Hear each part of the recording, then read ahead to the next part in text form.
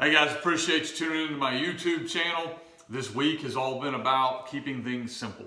Okay, we talked about offensively yesterday. Talked about keeping things simple for your whole program and your practice plans on Sunday. Today is defense. To do defense correctly, I think you've got to shrink the world for your kids. And a lot of times the moniker of just do your job sounds great. What does that mean? What is my job? And defense to me is much harder to teach than offense, because defense requires them to understand concepts. They got to learn a lot of if-ors. And we want to try to shrink the world for our defense by giving them as few if-ors as possible. If you have a if this and if this and if this, what's going to happen is your kid is not going to move. He's going to be analyzing and not playing. If you give him nothing, the same thing will happen because he has no idea what to do. So you've got to find a way to shrink the world for your defenders, just like we did for our offensive players. Same tips I gave yesterday. First thing, where are the eyes of your players going to go? Pre-snap, what are some tips we can give them? And of course, when the ball is snapped, where are they looking? If I can get my guy's eyes in the right place, we call that keys. We call that keys for our defense. And the only thing we're doing until we get there, defensively as a staff, is figuring out where our kids' eyes are going to go. If we can get that part right, and we can line them up right, we got a great chance of having a pretty good success on defense. If our eyes are wrong, you can do all the drills you want. If your kid doesn't know where to look, they're going to be slower to react. Okay, they're going to go the wrong direction, and they're just not going to play the way you want them to play because they're going to be unsure. So the first thing we want to do is tell our kids where their eyes go. That's every position. Defensive line. We have techniques that we work with our guys called visual keys. Where am I looking? Okay.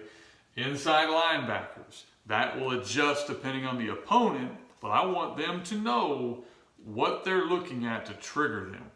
Outside linebackers. We do everything we can to key backfield.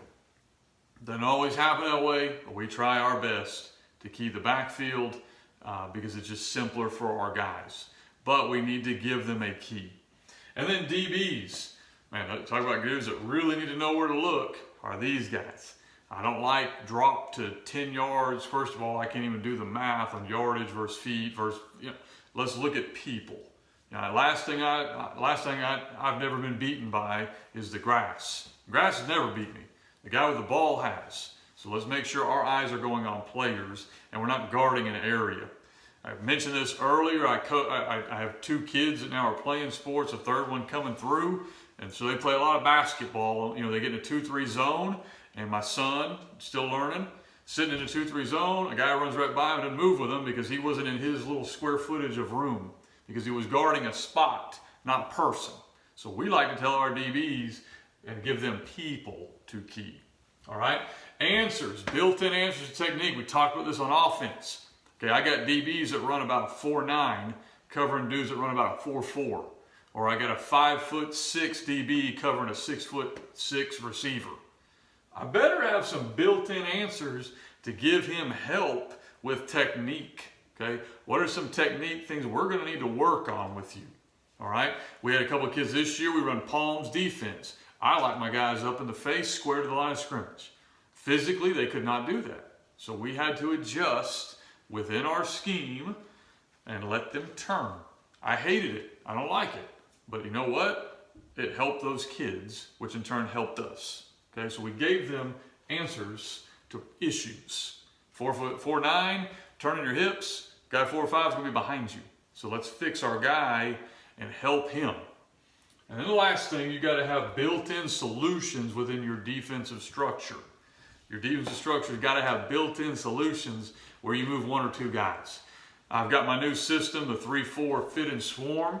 If you'd like more information on how we do it, you can reach out to me and I'll give you whatever you want to know. But we like our system because we just move 2 or 3 guys. We don't have to move the whole defense. and we have built-in solutions. All right, your best player on the field in our conference is here. Here's how we're going to work to shade our defense and help there.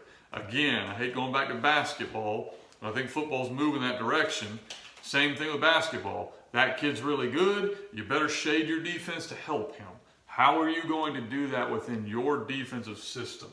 Are you going to do it with your defensive linemen and shade them? Are you going to shade your inside linebackers, maybe get one of them slightly outside the box to help on the RPO? Are you going to tell your outside linebackers, go kill the screen, which is what we do? Are you going to roll your DBs? But you need to have built-in answers inside of your own system that give your kids the chance to be successful. Because again, the goal is to be simple. Get their eyes in the right place. Give them as few if-ors as possible, okay? And build in answers through the technique you teach them, and build in answers through the scheme that you do. There's a ton of resources available, guys. You can go on my website and get some. Adams Football has some great tackling. I think there's a lot of good stuff out there.